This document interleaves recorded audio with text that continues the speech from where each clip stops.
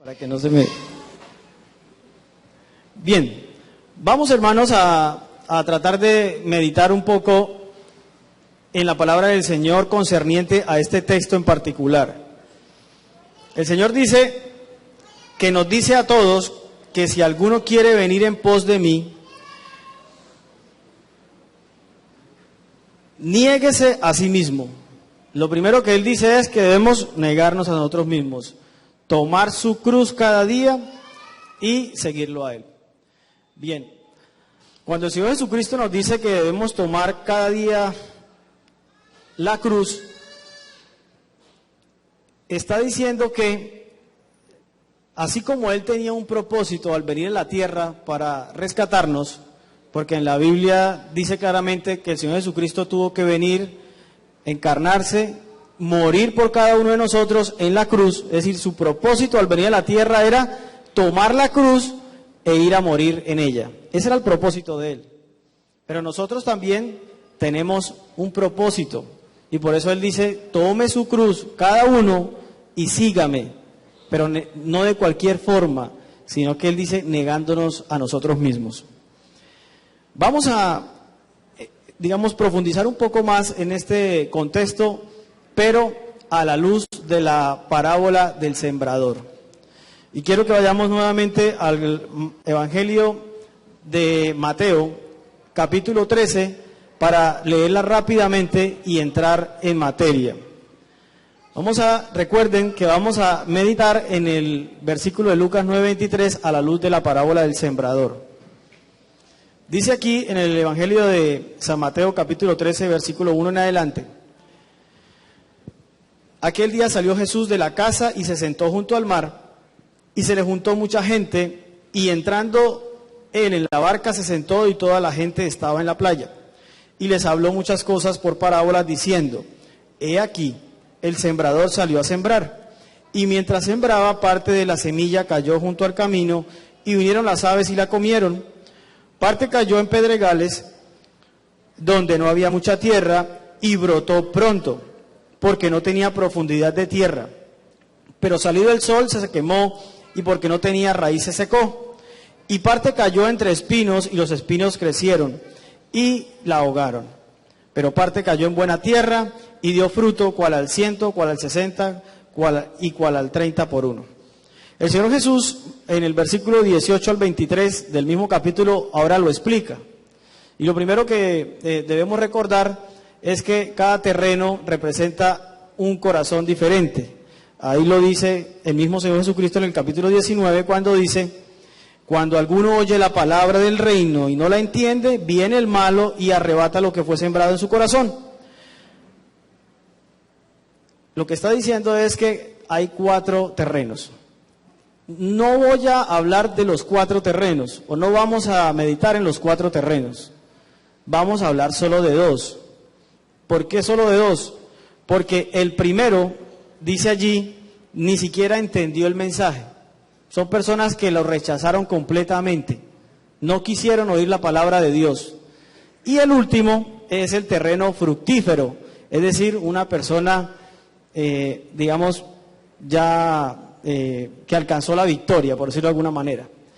Sin embargo, los 2 terrenos del medio son los que me pareció, por la inspiración del Espíritu Santo, que deberíamos profundizar. Porque, si se han dado cuenta, en el primer caso la semilla no germinó ni siquiera. Pero en el caso del segundo y el tercer terreno, la semilla germina y se escucha la palabra de Dios, pero terminan en chasco, en desgracia. Entonces el versículo 20 dice lo siguiente acerca del segundo terreno. Dice allí, y el que fue sembrado en pedregales, este es el que oye la palabra y al momento la recibe con gozo. Es decir, escuchó el llamamiento del Señor Jesucristo que le decía, sígueme. Eso hizo el Señor Jesucristo con sus discípulos y con cada uno de nosotros. Los que aquí estamos hemos escuchado esa voz, ciertamente. ¿No dicen amén? Todos las hemos escuchado, hermanos. Ahora la pregunta es, ¿será que estamos en algún terreno de estos pedregosos o espinosos? Vamos a ver lo que dice la palabra del Señor. Dice entonces que el que fue sembrado en pedregales, este es el que oye la palabra y al momento la recibe con gozo, pero no tiene raíz en sí, sino que es de corta duración, pues al venir la aflicción o la persecución por causa de la palabra, luego tropieza. El primer terreno que vamos a estudiar es el terreno pedregoso, un terreno en el cual dice la parábola, la semilla brotó pronto, y brota pronto porque según el terreno pedregoso tiene poca tierra, y por causa de tener poca tierra, las piedras acumulan el calor durante el día y la semilla germina rápidamente, pero al no encontrar más tierra, su raíz finalmente termina secándose porque no tiene nutrientes. Ahora, ¿qué significa esto? El Señor, durante toda la Biblia, si ustedes se han dado cuenta, desde que el pueblo de Israel es levantado, los caracteriza como personas duras de corazón.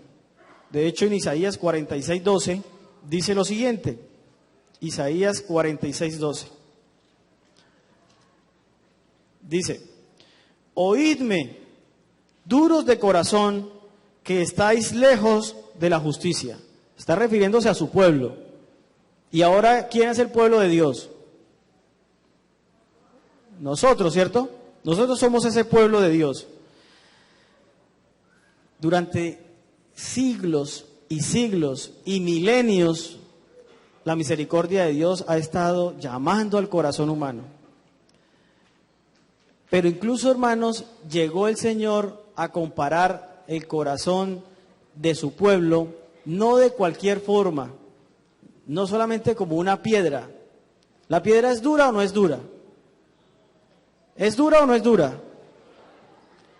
¿Hay algo más duro que la piedra? El diamante, muy bien. Miren lo que dice el Señor a través del profeta Zacarías en el capítulo 7 y el versículo 12. Zacarías capítulo 7 y versículo 12. Dice allí esta expresión, mire, y pusieron su corazón como diamante. ¿Cómo pusieron el corazón? Como diamante. ¿El diamante es duro o es blandito? De hecho, es el material más duro sobre la tierra. Se utiliza para perforar el subsuelo. Cuando se está haciendo algún tipo de excavación o para extraer petróleo crudo, a veces se utiliza. Sobre todo en las máquinas estas que se utilizan ahora para trazar túneles a través de cordilleras y montañas. Esas máquinas, en algunas ocasiones es necesario colocarles puntas de diamante para poder perforar la roca. Y entonces el profeta, a través del Espíritu Santo, está diciéndole al pueblo de Israel y a nosotros que somos su pueblo hoy, dice, y pusieron su corazón como diamante para no oír la ley ni las palabras que Jehová de los ejércitos enviaba por su Espíritu. Pusieron su corazón como diamante para no oír la ley ni las palabras que Dios estaba mandando por el Espíritu Santo. Y miren que lo primero que dice allí es que estas personas de duro corazón no quieren oír la ley. ¿Para qué sirve la ley, hermanos? La ley tiene un propósito. ¿Cuál es ese propósito de la ley? ¿Cuál? La ley tiene un propósito. Vamos a verlo rápidamente. Vamos a ir a Romanos 7.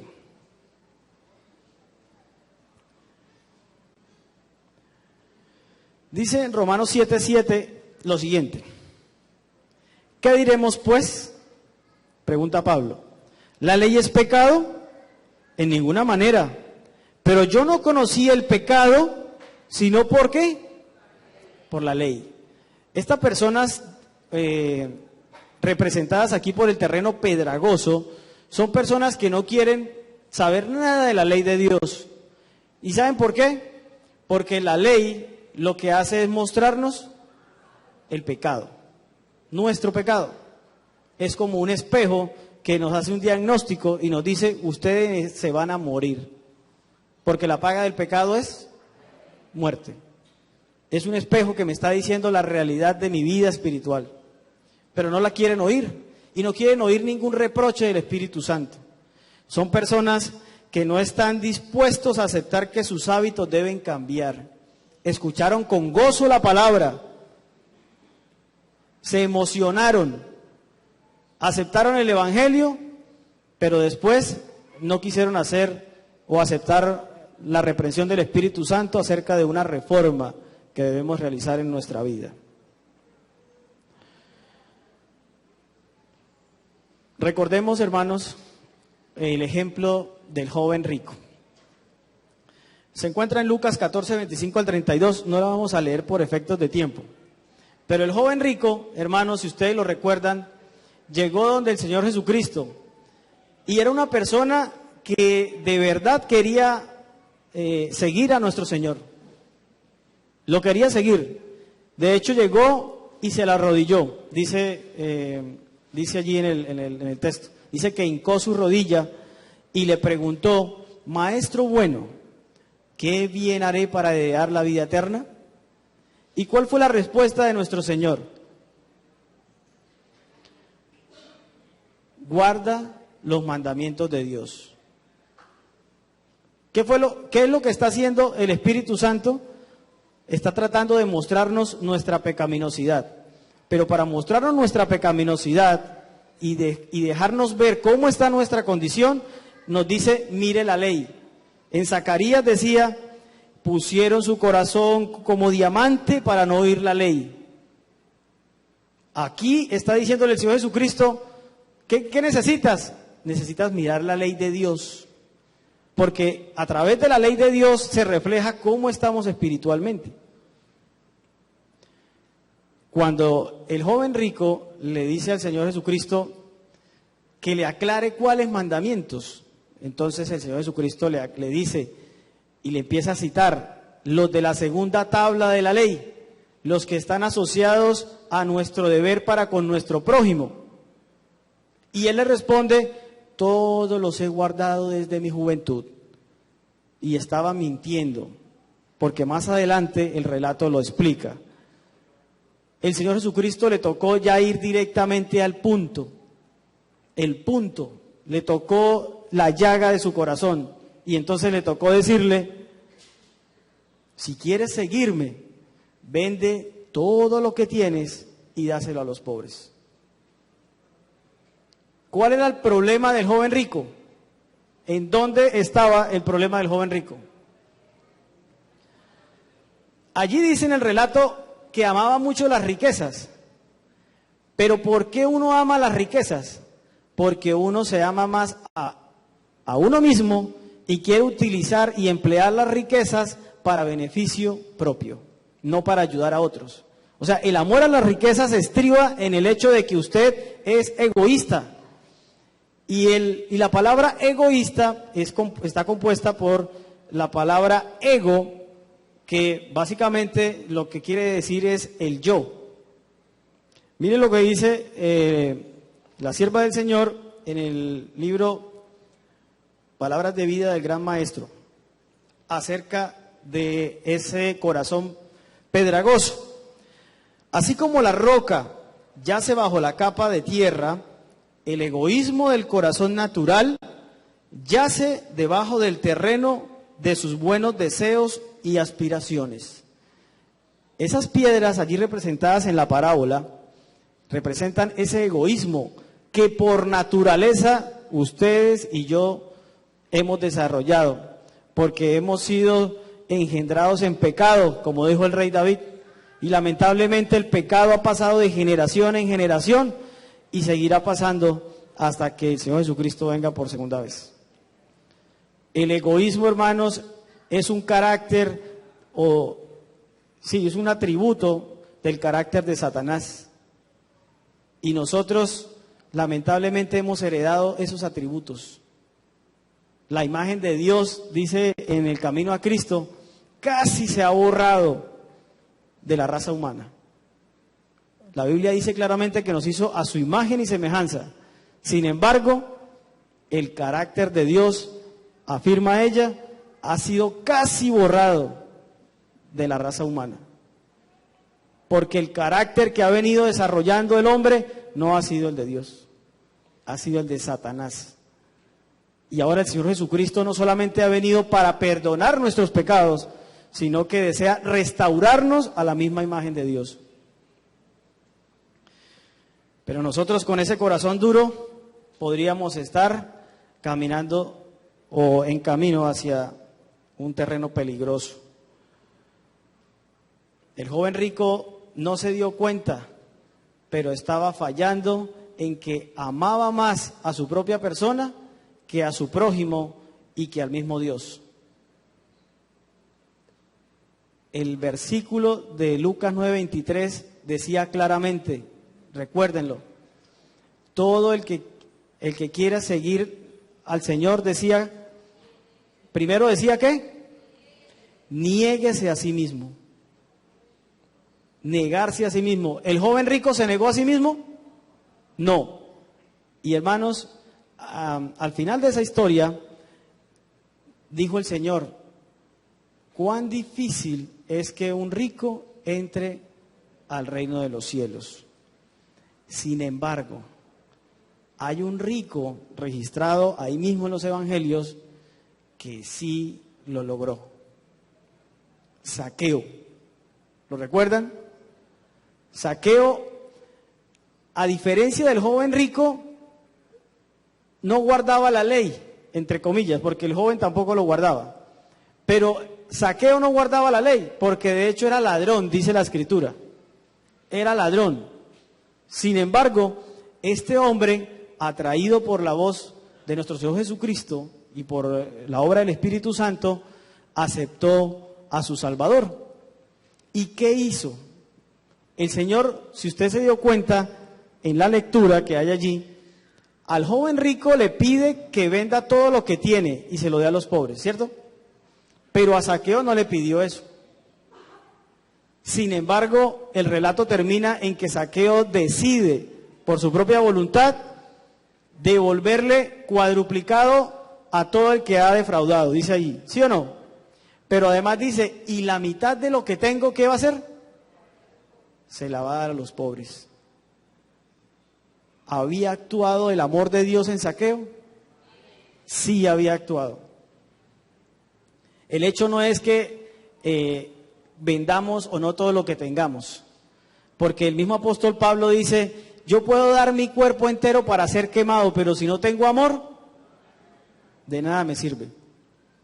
Así es que el fundamento principal de negarme a mí mismo es el amor hacia Dios y hacia el prójimo.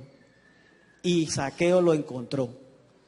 ¿Por qué? Porque su amor lo puso por encima de su amor al yo, al ego, y encontró la salvación. La siguiente cosa que ocurre en este terreno, volvamos a Mateo 13. En Mateo 13, recuerden que cuando usted decide seguir a Cristo, hermanos, va usted a pasar por estos terrenos, o va a ocurrir estas cosas. Versículo 20 decía, y el que fue sembrado en pedregales, este es el que oye la palabra y al momento la recibe con gozo, pero no tiene raíz en sí, sino que es de corta duración, pues al venir la aflicción o la persecución por causa de la palabra, luego tropieza. Entonces, la primera lucha que tiene una persona que decide seguir a Cristo es contra sí misma, contra su propio ego. Primer punto. ¿Contra quién es su propia? ¿Contra quién debe luchar uno mismo? ¿Contra quién? El apóstol Pablo, refiriéndose a Timoteo, le dice, ten cuidado de ti mismo y de la doctrina, le dice a Timoteo. Ten cuidado de ti mismo, dice. ¿Qué otra cosa o qué cosa afecta a ese terreno pedregoso de acuerdo a lo que dice la lectura. Dice allí que es de corta duración porque cuando viene la aflicción o la persecución por causa de la palabra, tropieza. Hermanos, cuando usted decide entregar su vida al Señor, inmediatamente entra en persecución. ¿Y en persecución de quién? Amigo tal vez que nos visita y que está pensando tal vez tomar una decisión por el Señor. La verdad es que usted va a tener más problemas que cuando antes de entregarse al Señor. Y eso no lo digo yo. El Señor Jesucristo lo dijo en San Juan 16:33. En el mundo tendréis aflicción, pero confiad, yo he vencido al mundo. Y mire lo que hace, sino lo que hace el enemigo en Apocalipsis 12. Dice allí lo que hace el enemigo cuando usted acepta seguir al Señor. Capítulo 12, versículo 13 de Apocalipsis. Y cuando vio el dragón que había sido arrojado a la tierra, persiguió a la mujer que había dado a luz al hijo varón. Hay una persecución aquí de este agente llamado el dragón, que más arriba en el versículo 9 explica que es el diablo y Satanás. Y esta mujer en el versículo 17 lo explica muy bien, siendo que es el pueblo de Dios. Dice allí, entonces el dragón, versículo 17, entonces el dragón se llenó de ira contra la mujer y se fue a hacer guerra contra el resto de la descendencia de ella, los que guardan los mandamientos de Dios y tienen el testimonio de Jesucristo. Cuando usted decide, hermano, decidir seguir a Cristo y guardar sus mandamientos y el testimonio de Jesucristo, lo que viene es persecución. Eso viene, inmediatamente eso viene, persecución.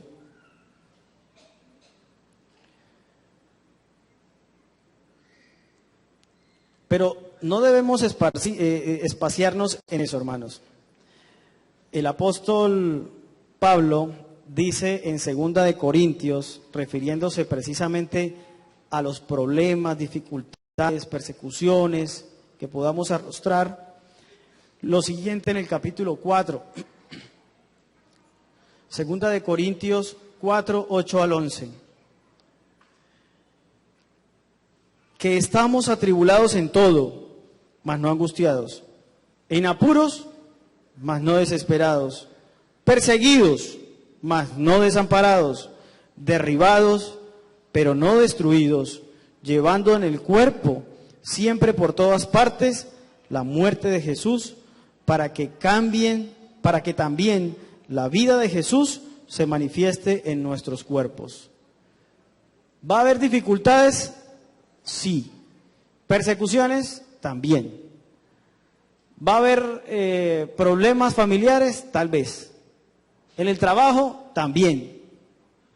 Sí, hermano, va a haber. En todas partes.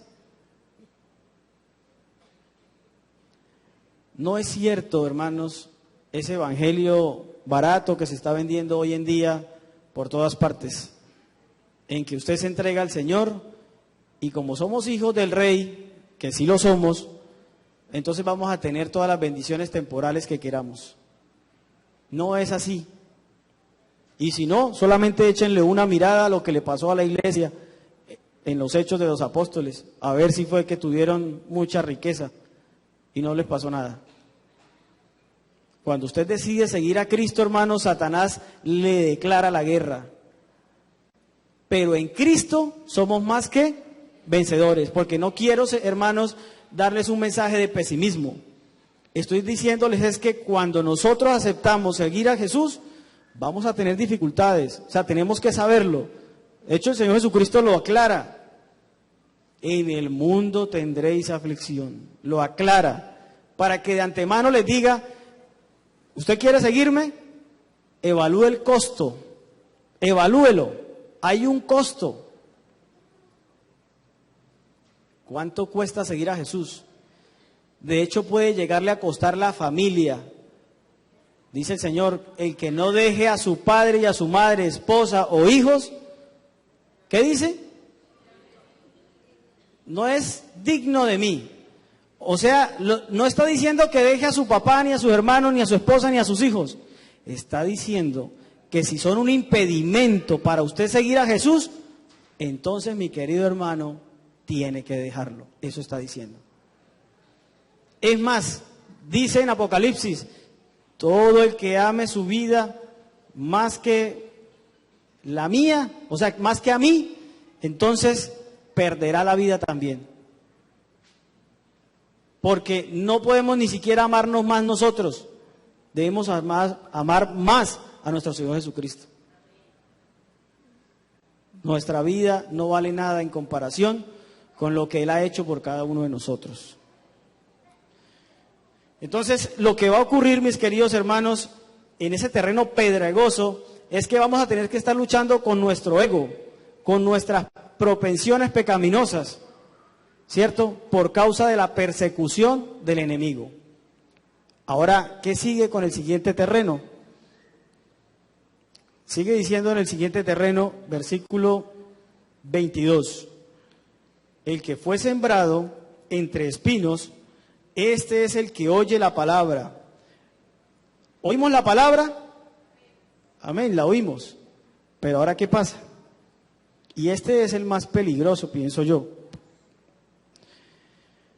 El que oye la palabra, pero el afán de este siglo y el engaño de las riquezas ahogan la palabra y se hace infructuosa. ¿Qué es lo que está diciendo aquí el Señor? Está diciendo que hemos escuchado la palabra de Dios, pero por causa, primero dice allí, de las riquezas, aunque tal vez dirán, no, pero yo de rico no tengo nada. Tal vez estarán diciendo, tal vez no sea el caso de nosotros. Pero es que hay otra cosa que dice allí. El afán ¿de qué? De este siglo. Ahora la pregunta es, ¿cuál es el afán de este siglo? ¿De qué se afana usted? En particular, para dar un ejemplo, ¿de qué nos afanamos en este primer mes del año por lo general? Por ahí ya lo dijeron facilito, ¿cierto? El colegio. Y estamos por allí, y me falta todavía para la matrícula, y tengo que comprar el uniforme, los útiles, ¿cierto? Los textos, y está uno corriendo. Como padre es una responsabilidad que tenemos. Y eso preocupa. A principio de año también hay otras cosas que uno tiene que definir muy bien, porque también tiene que meterse, como decimos por ahí, la mano al bolsillo. ¿Qué también tenemos que pagar a principio de año? El impuesto predial, ¿sí o no? El impuesto predial. Los que tenemos vehículo, pues también tenemos que pagar el impuesto del vehículo. Y eso, hermanos, ¿afecta o no afecta? Puede preocupar, ¿cierto? Pero el Señor Jesucristo, en el capítulo 6 de Mateo, nos dice lo siguiente. Vamos a buscar Mateo 6 y vamos a leer del 25 en adelante. Mateo 6 del 25 en adelante dice: por tanto os digo, no os afanéis por vuestra vida, qué habéis de comer o qué habéis de beber, ni por vuestro cuerpo, qué habéis de vestir. ¿No es la vida más que el alimento y el cuerpo más que el vestido?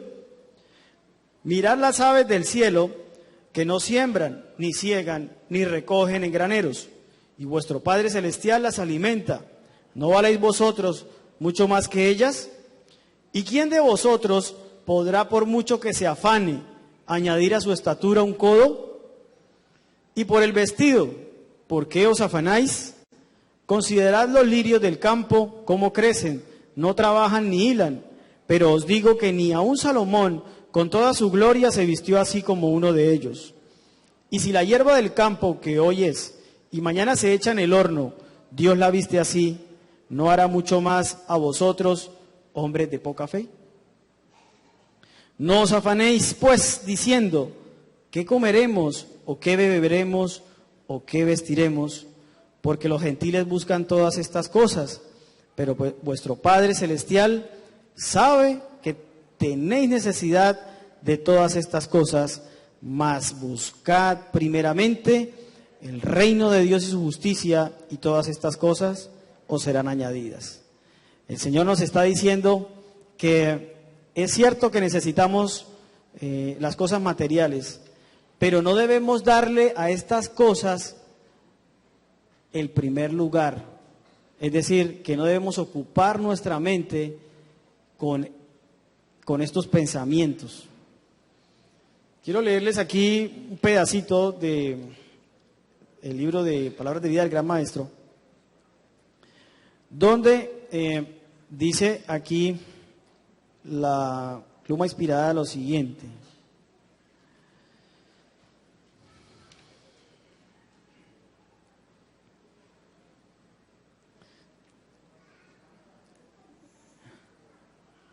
Dice,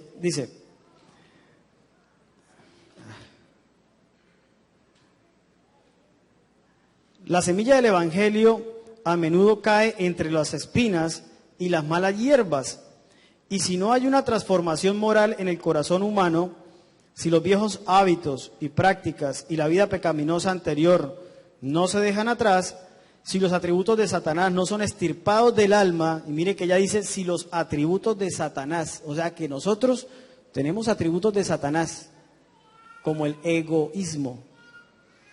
Si los atributos de Satanás no son extirpados del alma, la cosecha de trigo se ahogará, las espinas llegarán a ser la cosecha y exterminarán el trigo.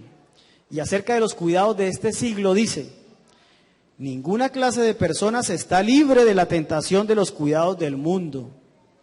El trabajo penoso, la privación y el temor de la necesidad le acarrean al pobre perplejidades y cargas.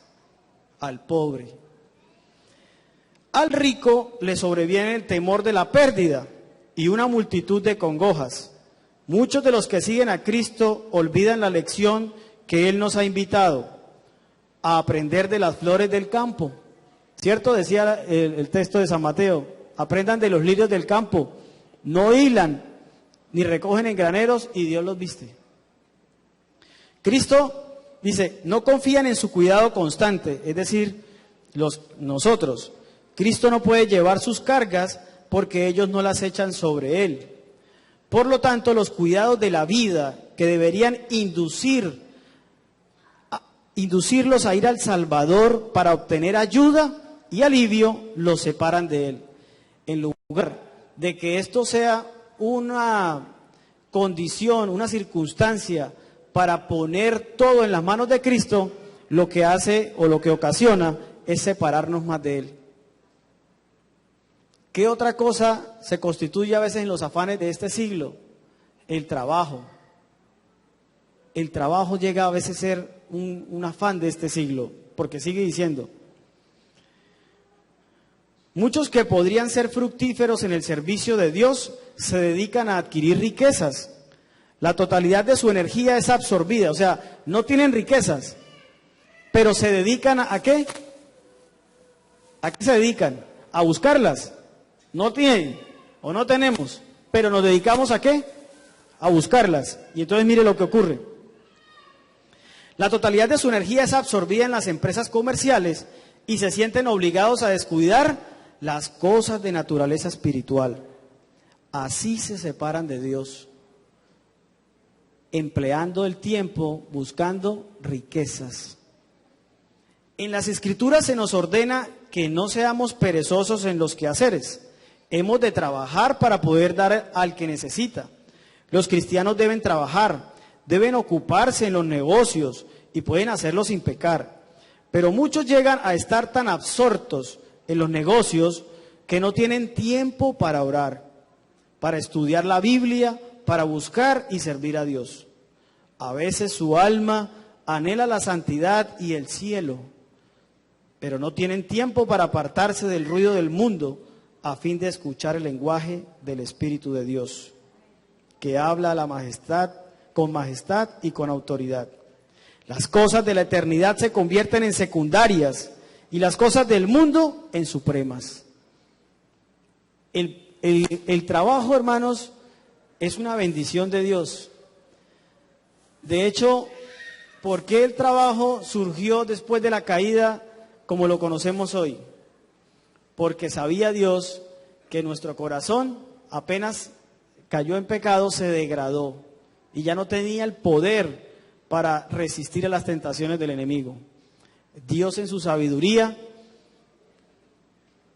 delegó a Adán ahora que tenía que tener un trabajo más arduo, que debía afrontar un esfuerzo mayor, con el único objetivo de que nuestra mente estuviera ocupada en algo.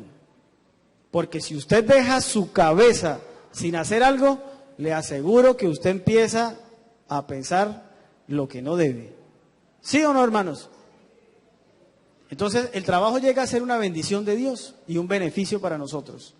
Sin embargo, si le llegamos a dar al trabajo el primer lugar que le corresponde solo a Dios, quedaremos desconectados de Él y Satanás habrá vencido. Hermanos, Satanás, el esfuerzo de Satanás, hermanos, no está en hacernos pecar, no está en eso.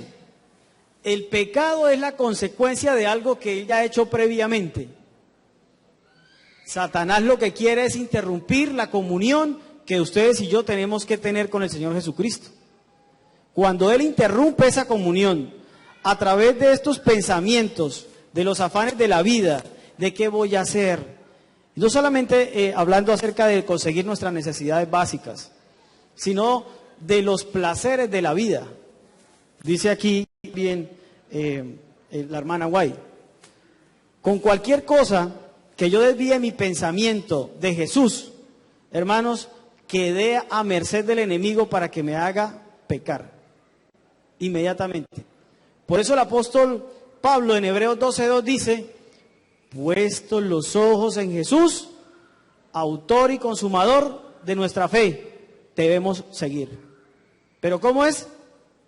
Puestos los ojos en Jesús. Satanás utiliza todo esto, hermanos. Nos quiere hacer la vida cuadritos para que usted viva pensando en eso.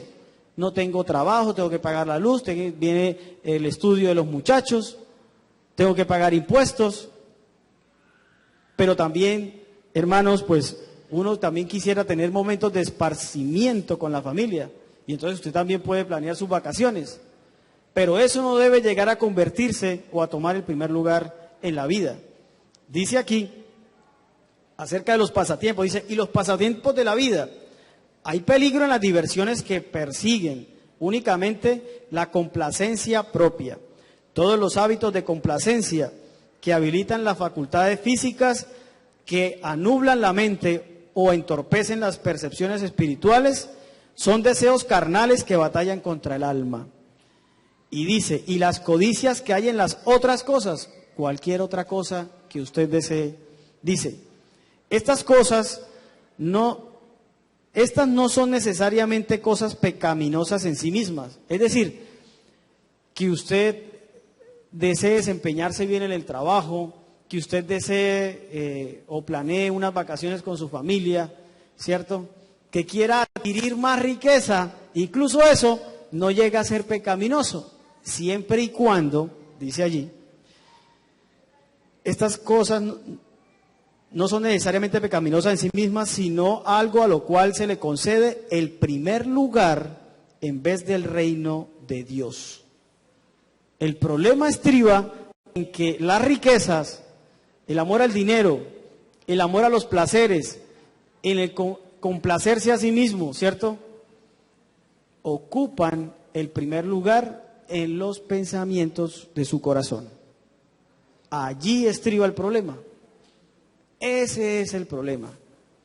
Y hermanos, Satanás en este momento, digamos, culminante de la historia, ha hecho tantas cosas para desviar nuestra atención de lo que realmente interesa, y es nuestra salvación eterna.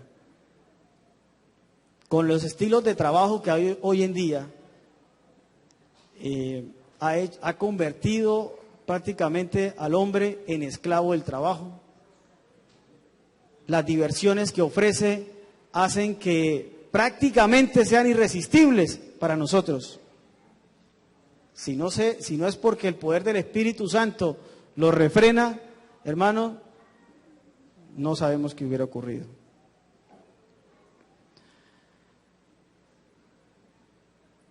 En este mundo, mis queridos hermanos, tendremos que caminar por un terreno pedregoso y lleno de espinas. Miren lo que dice aquí la sierva del Señor. La semilla del Evangelio a menudo cae entre espinas y las malas hierbas. Y si no hay una transformación moral en el corazón humano, si los viejos hábitos y prácticas y la vida pecaminosa anterior no se dejan atrás, si los atributos de Satanás no son extirpados del alma, la cosecha de trigo se ahoga. La gracia puede prosperar únicamente en el corazón que constantemente está preparándose para recibir las preciosas semillas de la verdad. Ahora mire lo que pasa por el contrario con las espinas. Las espinas del pecado crecen en cualquier terreno. O sea, incluso en el bueno, crecen en cualquier parte. No necesitan cultivo, o sea, no necesita abonarlas.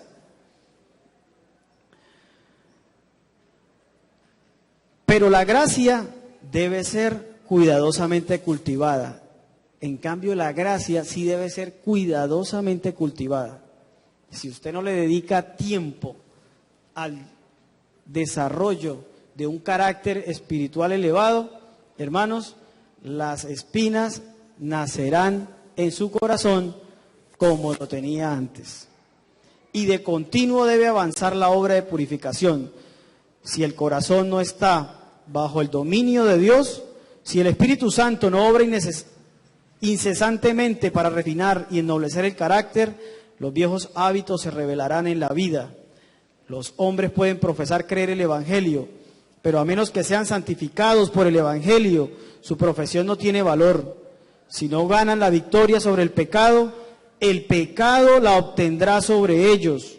Las espinas que han sido cortadas, pero no desarraigadas, crecen con presteza hasta que el alma queda ahogada en ellas. El Señor Jesucristo, para ir terminando, se refirió a una parábola relacionada también con el cultivo. Y está en el Evangelio de Lucas, capítulo 13, del 6 al 9. Se llama la parábola de la higuera estéril. De la higuera estéril. Está muy relacionada con esta. Dice allí: dijo también esta parábola: tenía un hombre una higuera plantada en su viña, y vino a buscar fruto en ella, y no la halló. O sea, había un hombre, dueño de su finca, plantó una viña, vino a buscar el fruto, había pasado el tiempo, no lo halló. Y dijo al viñador: he aquí, hace 3 años que vengo a buscar fruto en esta higuera, y no la hallo. Córtala. ¿Para qué inutiliza también la tierra?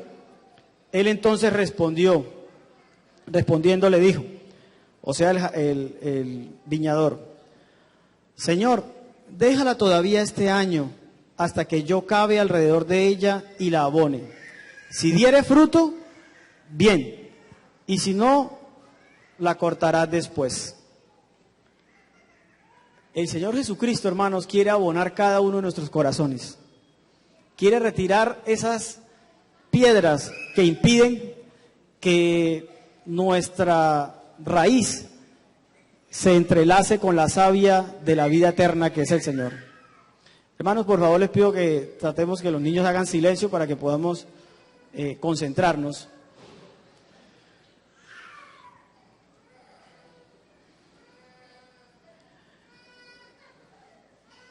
Si el Señor Jesucristo, hermanos, hace su obra de abonar el terreno en nuestros corazones, vamos a poder dar el fruto. Pero, hermanos, quiero decirles algo. Esta parábola no terminó bien. Esta parábola no terminó bien. Esto era una parábola real. Al final decía el jardinero, decía: y si diere fruto, bien. O sea, que era lo que el jardinero iba a hacer, esperaba obtener cuando la abonara. Y si no, entonces la cortarás después. El Señor Jesús, mis queridos hermanos, En Mateo 21, 18, ustedes se encuentran allí que el Señor Jesucristo, después de ya finalizando su ministerio, en la última semana de su ministerio, estaba entrando a Jerusalén y vio allí una higuera. Se veía frondosa, aparentaba tener fruto y él tenía hambre, deseaba comer.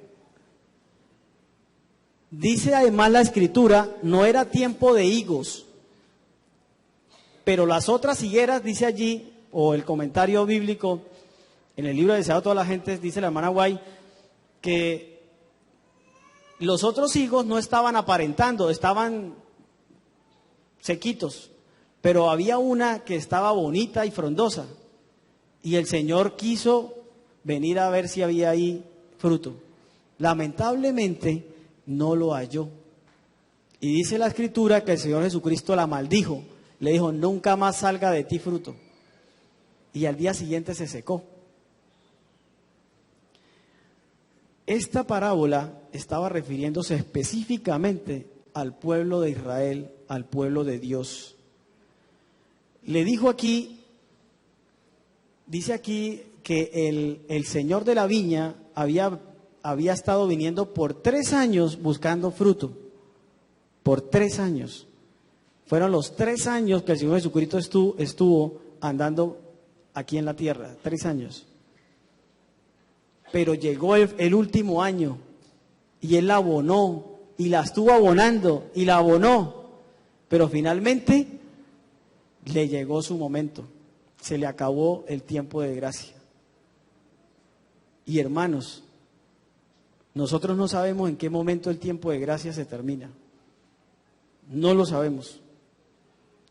Pero como le pasó al pueblo de Israel, que era el pueblo de Dios, podría pasarnos a nosotros.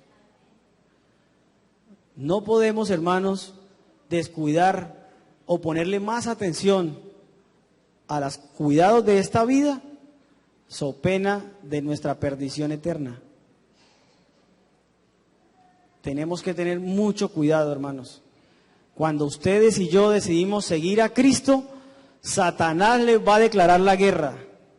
Y ustedes van a tener que luchar primero contra ustedes mismos, contra su propio egoísmo y sus tendencias al pecado. Segundo, Satanás les va a presentar cantidades de cosas, perplejidades para que usted se preocupe y se aparte de Dios. Por otro lado, le va a presentar tal vez riquezas, honores y también placeres mundanos. Porque Él lo que quiere es que usted se desvíe de los ojos de Jesús. Y como en la viña, en el viñedo, había una higuera, hermanos, el Señor está todavía abonándonos. Pero necesitamos, hermanos, recibir ese abono celestial a través de su Santo Espíritu y permitir que Él haga en nosotros esa labor y podamos dar el fruto y podamos escuchar las palabras del Señor. Muy bien, buen siervo y fiel, en poco has sido fiel, sobre mucho te pondré, entra en el gozo de tu Señor. Que el Señor los bendiga, hermanos, y que podamos entender que cuando decidimos seguir al Señor Jesucristo, vamos a estar pasando por algunas dificultades, sí, pero recuerden, en el mundo tendréis aflicción, pero yo he vencido al mundo. Mis queridos hermanos, el Señor ha querido que nosotros tengamos vida y que la tengamos en abundancia. Mientras que Él retorna por segunda vez, tendremos que seguir luchando y atravesando por circunstancias que tal vez nos van a entristecer y nos causarán daño. Pero el Señor prometió que Él va algún día a enjugar toda lágrima de los ojos de nosotros. Porque este tiempo presente va a pasar. Y lo que hemos anhelado en nuestros corazones nos lo va a dar cuando venga por segunda vez. El anhelo del Señor es darnos lo mejor. Y ha dado el mayor don del cielo al dar a nuestro Señor Jesucristo, para que podamos ser perdonados y transformados. Solo nos resta confiar en que Él el que comenzó la buena obra en nosotros, la terminará hasta el día de Jesucristo. Los invito a que nos coloquemos de rodillas para orar.